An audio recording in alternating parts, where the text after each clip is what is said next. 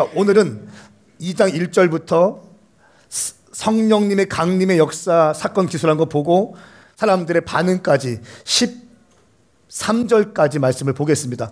그리고 내일은 내일 특별 새벽 부흥 집회할 때는 14절부터 36절까지 교회의 탄생, 어떻게 교회가 탄생되었는가, 그리고 화요일에는 교회의 부흥, 어떻게 교회가 부흥됐는가, 교회의 생활, 교회에 다니는 사람들이 어떻게 생활해야 잘 사는 것인가, 또 교회의 능력, 교회는 어떤 능력이 있는가, 그리고 교회의 겸손, 교회가 어떻게 겸손하게 살아가야 되는가에 대해서 주일 본문 말씀 가지고 내일부터 시작되어진 특별 새벽 부흥 집회 때 말씀을 선포할 것입니다.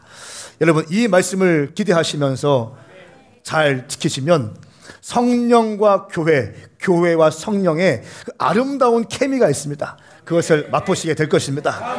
여러분 가운데 그 말씀을 사모함으로 모두 다 천국을 침노하듯이 새벽을 침노할 수 있기를 예수님의 이름으로 바랍니다.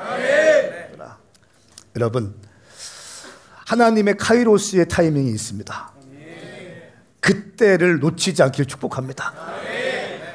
어떤 사람은 열심히 하는데 포인트를 놓치는 사람이 있어요. 어떤 사람은 설렁설렁 하는 것 같은데 포인트는 기가 막히게 잡는 사람이 있어요. 다 중요한데 카이로스의 타이밍을 놓치지 마십시오. 그들이 모여서 뭐 했는가?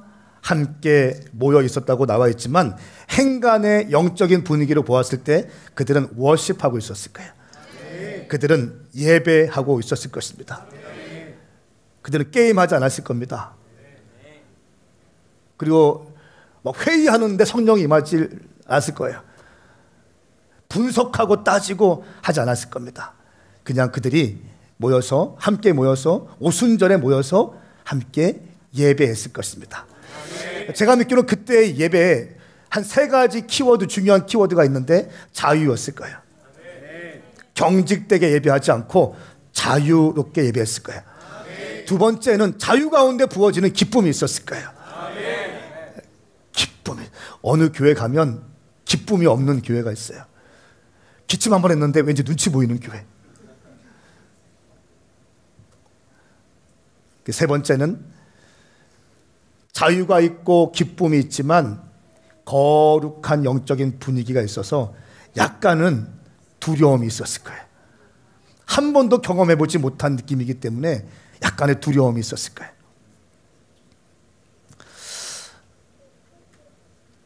그들이 기도하고 함께 모여있을 때 2절 말씀 함께 읽겠습니다. 시작. 그때 하늘로부터 갑자기 급하고 강한 바람 같은 소리가 있었고 그들이 앉아있던 온 집을 가득 채웠습니다. 아멘. 아멘. 그때 하늘로부터 갑자기 suddenly 급하고 강한 바람 같은 소리가 있었고 이렇게 말씀하고 있어요. 급하고 강한 바람 같은 바람 소리가 아니라 급하고 강한 바람 소리가 아니라 바람 같은 소리예요. 이 사람들이 왜 이렇게 기록했냐면 한 번도 경험해보지 못한 소리이기 때문에 가장 비슷한 소리를 찾아보니까 급하고 강한 바람 같은 소리라고 기록한 거예요. 바람은 아닙니다. 바람 같은 소리가 있는 거예요. 뭔가 소리가 들리는 거예요. 그리고 그들이 앉아있던 온 집을 가득 채웠다고 말씀하고 그 집을 가득 채웠습니다. 하늘로부터, 여러분 성령님은요 땅으로부터 오시는 분 아니에요. 성령님은 하늘로부터 오시는 분이세요. 하늘에서 부어지는 것이에요. 성령님은 하늘로부터 임하시는 거예요. 그러니까 우리가 하나님을 갈망하고 하늘 소망을 사모하며 열린 오픈 헤븐을 꿈꾸며 기도하며 나갈 때에 하늘로부터 성령이 임하시는 것입니다. 사랑하는 여러분, 그런데요 성령님은 우리가 이렇게 잘 준비한다 할지라도 우리의 리허설 안에 갇히시는 분이 아니에요. 성령님은 큐시트 안에 갇히시는 분이 아니에요. 우리의 머리 안에 갇히시는 분이 아니고 우리의 경험 안에 갇히시는 분이 아니세요. 성령님은 호련히 불어오시는 바람과 같으세요. 요한복음 3장 8절 말씀에 바람은 불고 싶은 대로 분다. 너는 그 소리를 듣지만 바람이 어디서 오는지 어디로 가는지 알지 못한다. 성령으로 태어난 사람도 모두 이와 같다. 바람이 어디서 불러와서 어떻게 일어나는지 모르지만 성령님의 역사하심도 이와 같다라고 하는 것입니다. 저는 갑자기 임하시는 성령님을 당신 인생 가운데 반드시 경험하시길 축복합니다. 강한 바람 같은 소리가 그들이 앉아있던 온 집에 가득했습니다. 저는 선포합니다. 우리 교회에서 드려지는 모든 예배들마다 성령의 강한 바람 같은 소리가 이 교회당 가득 채우기를 축복합니다. 두 번째는 3절 말씀입니다. 그리고 마치 불같은 혀들이 갈라지는 것이 그들에게 나타나 그들 각 사람 위에 임했습니다. 말씀하고 있습니다. 성령 강림하실 때의 두 번째 현상, 하늘로부터 급하고 강한 바람이 온 집을 채우고, 두 번째는 사람 위에 불같은 혀들이 갈라지면서 임했다라고 얘기합니다. 그런데 말씀을 정확히 보니까 각 사람 위에 임했습니다. 각 사람 위에 임하시는 주님이십니다. 하나님은 여러분들을 통과하지 않으세요.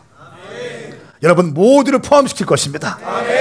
어제 실수했다고 해서, 어제 잘못했다고 해서 그냥 넘어가는 것이 아니라 이 방에 있는 모든 분들 가운데 함께 하실 것입니다. 우리 교회 개척한 사람들만에게 성령이 임하시는 것이 아니라, 헌금 많이 낸 사람에게만 임하시는 것이 아니라, 오늘 교회 처음 나와서 열린 마음을 가지고 주님을 사모하는 사람들 가운데 통일하게 부어주실 것입니다. 주님이시는 거예요. 성령님은 모두의 성령님이십니다. 성령은 교회를 끌고 가는 슈퍼내추럴 다이나믹입니다. 성령님이 계셔야 교회가 계속 역동적으로 달려갈 수 있는 것입니다. 성령님이 없는 교회는 힘이 없어요. 건물만 있고 사람들만 모였지 냉랭합니다. 내 혼자 무엇인가 할 수 있다고 착각하기 때문에 그렇습니다. 저는 한남대 나왔습니다. 한남대. 중부권 사립의 명문이라고 쓰여 있습니다. 저 동의합니다. 중부권 사립의 명문 한남대, 대한남대라고 했어요. 장신대 THM 나왔습니다. 박사 못 땄습니다. 유학 못 갔습니다. 제가 제 머리를 의지해서, 제 학문과 경험을 의지해서 목회한다면 한남대 수준의 목회밖에 할 수 없는 거예요. 장신대 수준의 목회밖에 할 수 없습니다. 저는 그런 목회를 하고 싶지 않아요. 저는 성령님께 붙들려서 우리 교회 모든 분들이 성령 충만함으로 성령님의 능력을 맛보며 돌파하며 승리하는 그런 교회가 되고 싶습니다. 한국 교회가 다 죽어가고 식어지고 힘이 없다 할지라도 오메가 교회만큼은 성령의 능력을 받아서 돌파하는 교회, 이런 교회 목회하고 싶어요. 그렇기 때문에 성령님 의지할 수밖에 없는 거죠. 여러분 여기 지금 여러분보다 제가 저보다 학벌이 좋으신 분이 얼마나 많으신데 여기 막 왜 안 믿으신? 학벌이 좋고 스펙이 좋으신 분들이 얼마나 많은데요. 유학 갔다 오신 분들이 최근에는 어마어마하게 늘어나고 있어요. 그만하지 마세요. 국내파라고 깔보지 마시고 하나님의 능력이 임해야 되는 거예요. 저보다 인생의 경륜도 많고 여러 가지 많은 경험이 있으시고 재정도 많고 사회적인 스펙도 뛰어나신 분들이 얼마나 많습니까? 우리 교회 가운데. 예? 제가 만약 인간적인 경험으로, 머리로, 내 경험으로 했으면요, 이게 목회가 되겠습니까? 그렇게 할 바에 목회를 하지 말지. 그렇기 때문에 성령님을 의지할 수밖에 없는 거예요. 그렇기 때문에 무릎 꿇을 수밖에 없는 거예요. 제가 21일 금식을 이제 내일부터 하는데 저희 교회 너무 부흥되고 있고 너무 잘 되고 있고 너무 행복해요. 담임 목사가 마음 먹고 얘기하면 다 그냥 가고, 어제도 그 셀리더들 금요일부터 토요일까지 리트릿 갔다 왔는데, 서밋 갔다 왔는데 45인승 버스를 가득 채웠어요. 셀리더들만 45명 사역자들하고. 한때 저희가 저희 교회 전체 청년들이 어디 갈 때 45인승 버스 빌려 되게 행복했거든요. 아, 이제 우리도 45인승 빌려서 어디 가는구나. 그 다음에 되니까 벌써 2대를 빌렸어요. 이제 우리도 2대나 빌리구나. 셀리더만 데리고 45인승 꽉 채워서 갔다 왔어. 사랑하는 여러분, 인간의 경험과 지식이 아니라 성령님께서 당신 인생 가운데 함께 하셔야 됩니다. 당신 가정 가운데 성령님이 함께 하셔야 됩니다. 당신의 사업장 가운데 성령님이 함께 하셔야 되고요. 당신의 아들, 딸들 가운데 성령님이 함께 하실 때 쓰임 받으시게 되는 것입니다. 성령의 불을 받으셔야 됩니다. 성령의 불을 받으셔야 됩니다. 마치 불같은 혀들이 갈라지는 것이 그들에게 나타나 그들 각 사람 위에 있었습니다. 교회가 힘이 없는 이유는 돈이 없어서 그런 것이 아니고, 건물 문제가 아니고, 스펙의 문제가 아니고, 성령님이 없기 때문에 그런 거예요.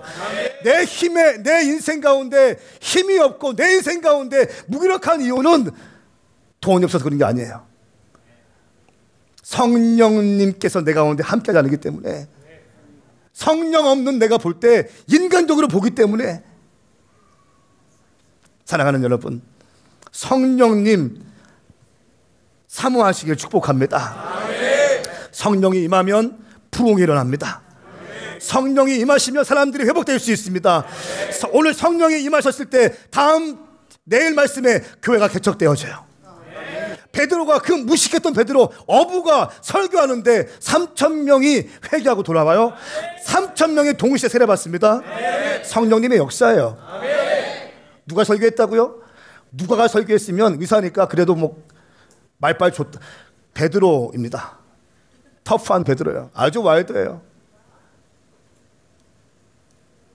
그런 베드로가 그냥 구약 성경 말씀 읽었어요. 요엘 말씀 읽었어요. 그런데 그 말씀 가운데 기름 부어지니까 그 말씀을 받고 통에 자복하고 회개하게 되는 거예요. 저는 우리 교회 가운데 이 놀라운 역사가 일어날지어다. 그러므로 우리 오메가 교회는 성령 공동체가 되셔야 됩니다. 성령 공동체가 되기 위해서는 약속의 말씀을 믿고 함께 모여서 기도할 때 가능한 것입니다. 기도할 때 갑자기 급하고 강한 하나님 소리가 이 공간을 가득 찰 것이고, 여러분 머리 위에 각 사람 심령 위에 성령의 불이 임할 것입니다. 기도할 때 가능하다는 것입니다. 지성의 대명사이죠. 이어령 전 장관의 따님 이민아 목사님이 있습니다. 이분은 아주 수재였습니다. 그래서 이대 영문과를 22살에 1년 조기 졸업했어요. 엄청난 거죠. 그런데 이제 너무 사랑하는 사람 한 정치인과 깊은 사랑에 빠져서 결혼해서 미국에 갔어요. 그런데 결혼한 지 얼마 안 돼서 이제 이혼하게 되었습니다. 그리고 재혼했습니다. 그런데 첫째 아들이 갑자기 죽음을 맞이하게 됩니다. 재혼하고 난 아이 가운데도 이 자폐아가 태어납니다. 그러니까 아주 예쁘고, 아버지는 대표적인 지성인이고, 어머니도 대학 교수고, 예쁘죠, 머리 좋죠, 대학교를 조기 졸업했죠. 사랑하는 사람 결혼했는데 결혼 생활에 실패가 왔어요. 큰 아들도 죽고, 재혼한 다음에 낳은 아이는 자폐하고 살 소망이 끊어져 있었습니다. 그때 이렇게 얘기합니다.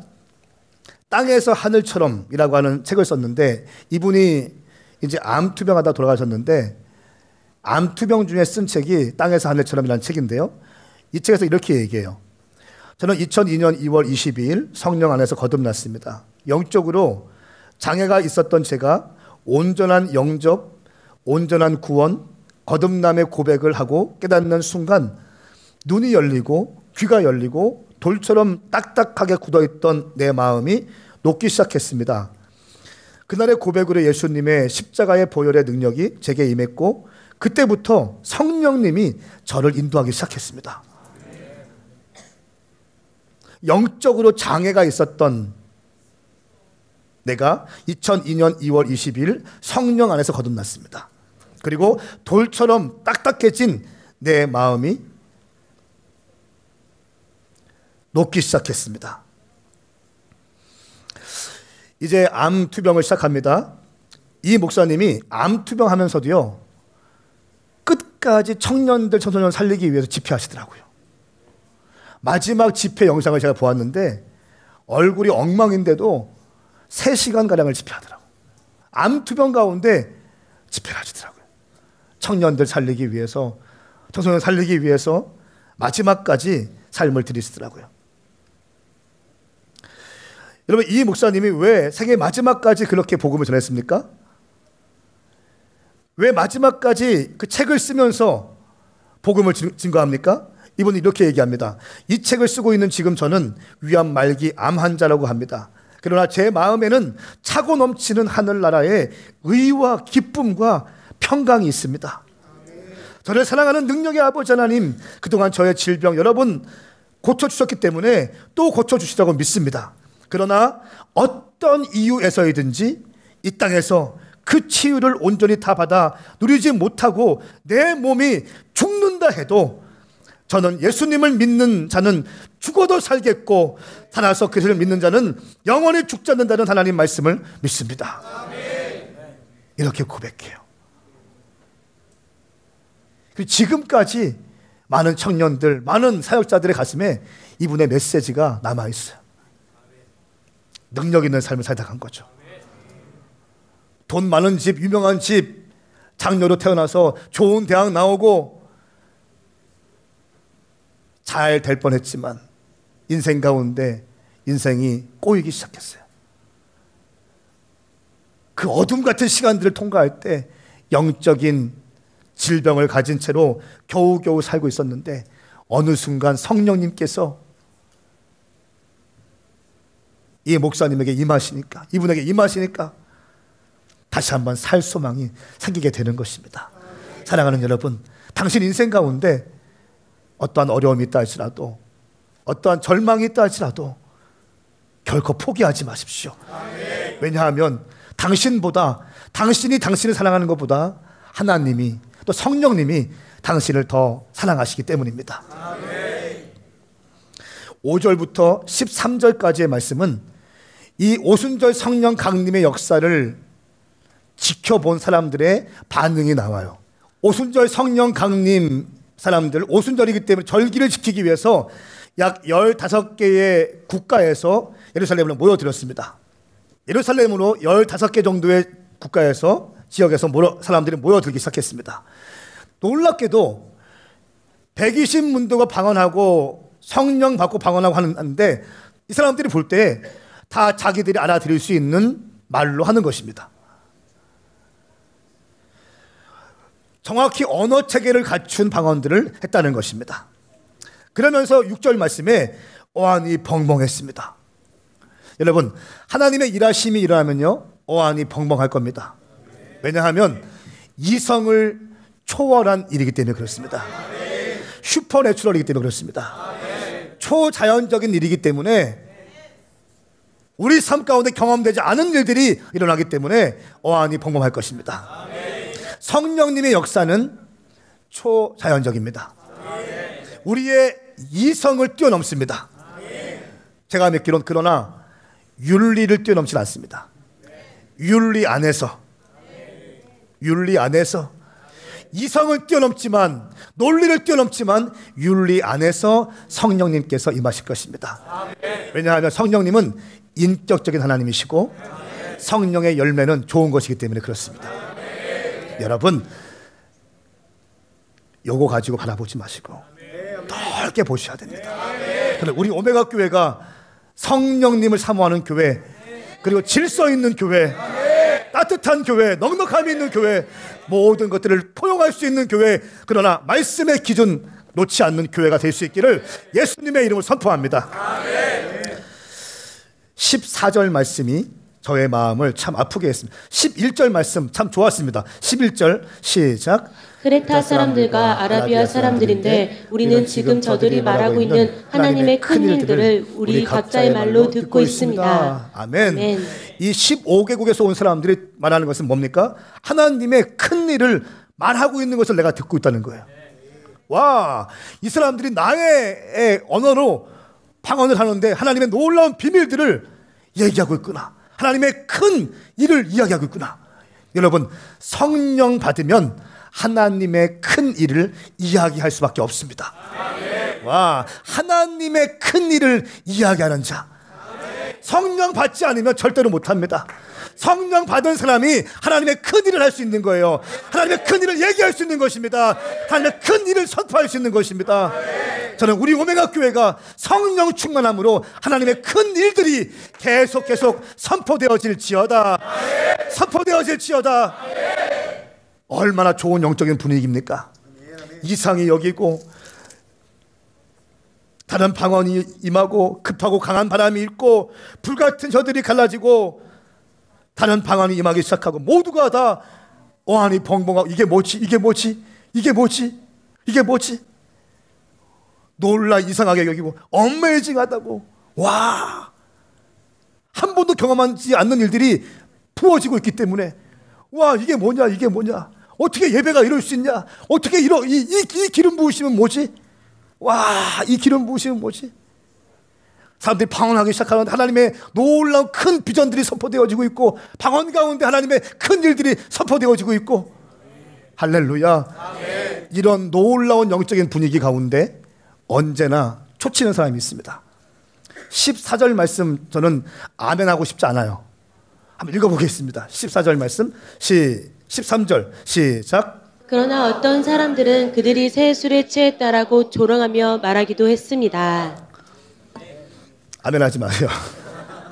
이게 뭐예요? 이게 지금 여러분, 인류 역사상 가장 큰 부흥이 임하고 있는데 하늘문이 열려서 급하고 큰 바람 같은 소리가 온 집안을 가득 채우고 있고 각 사람 머리 위에 혀가 갈라지는 불이 임해서 각 사람 머리 위에 임하고 있고 방언이 터지고 있고 하나님의 놀라운 비밀들이 선포되어지고 있는데 어떤 사람들이 박수치면서 이 비전과 이것에 동의하면서 나가고 있는데 어떤 사람들은 어떻게 합니까? 술에 취했어 라고 하면서 조롱했다는 거예요. 한국교회의 아픔은요, 다른 것이 아닙니다. 한국교회의 비극은 다른 것이 아니에요. 성령님을 환영하지 않는 교만함이 우리의 큰 아픔인 거예요. 다른 것이 아닙니다. 여러분, 우리같이 돈 많은 교회가 어디 있습니까? 돈 많은 한국교회가 어디 있습니까? 세계에서 가장 큰 교회 한국에 다 있는데 건물 보십시오. 으리으리하지 않습니까? 우리 가운데 성령님을 사모하는 마음이 다 식어졌어요. 그리고 GNP가 올라가고 경제 강국이 되면서 살만하니까 건방해졌어요. 기름기가 끼기 시작했어요. 건방들 떨기 시작해. 하나님 말씀 보면서 말씀을 판단하기 시작해. 말씀을 자기가 테이크할 것은 테이크하지만 버릴 건 버려요. 그냥 자기 임의대로 말씀을 편집하고 재해석합니다. 말씀이 선포되어지면 그냥 어린아이 같은 심령으로 말씀을 먹어야 되는데 이럴 수 있는 영적인 근력도 없어.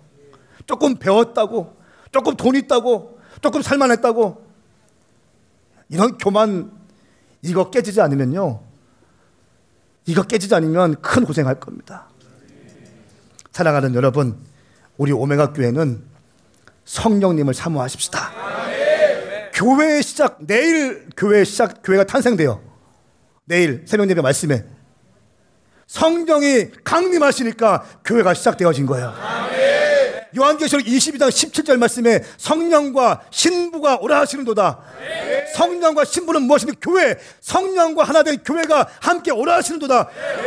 다시 오실 예수 그리스도 재림신앙을 가지고 주님 다시 오십시오라고 하는 그 믿음이 교회 가운데 있어야 되는데 성령님도 없고 재림신앙도 없고 시한부 종말론에 빠져가지고 이단들에 다 끌려가고 그런 차원이 아니라 성령님을 사모하십시다. 그리고 다시 오실 예수 그리스도의 길을 예비하기 위해서 주님의 길을 예비하는 믿음의 장군들이 됩시다.